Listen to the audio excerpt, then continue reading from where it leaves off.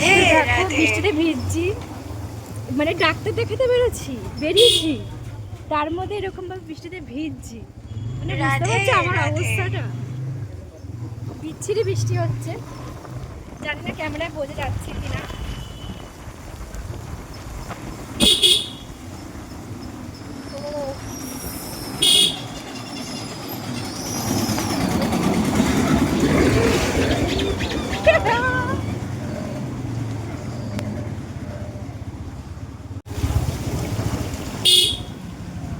প্রচন্ড জোরে বৃষ্টি হচ্ছে, আমার সেই লাগছে।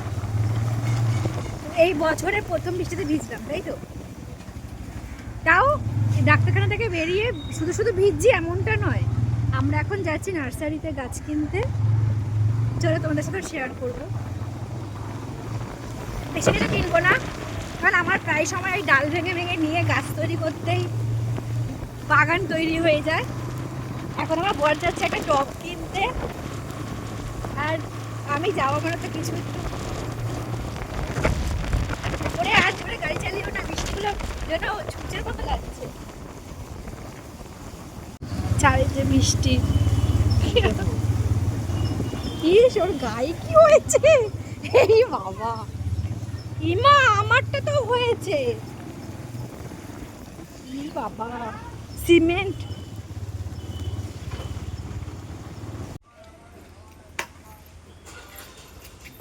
এই দেখো ফুরুষ, কত গাছ, এটা কি সুন্দর দেখো, টগরই কিন্তু অন্যরকম।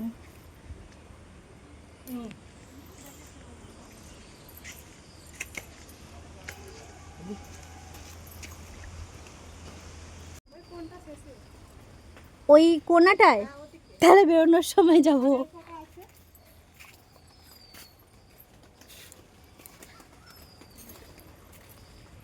আমি এখন আসছি কাস্টমার, আমি টপ দেখছি। হ্যাঁ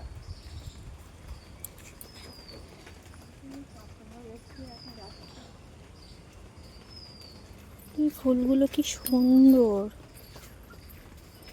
আচ্ছা এগুলো কি ফুল?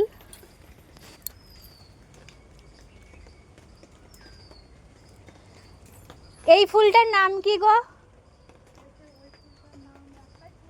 এটা না আমাদের বাড়িতে আছে, নাম জানি না, বলছে নীল টগর, তাই এরকম।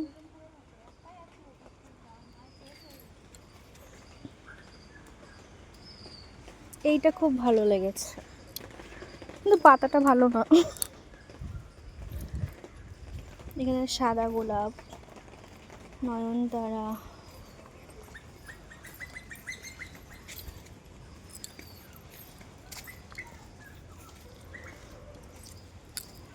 আপনি জলে ভিজছেন কেন? আমি ভিজতে ভালো লাগছে, ভিজেই এসছি পুরো, তার মধ্যে ডাক্তার দেখিয়েই ফিরছি।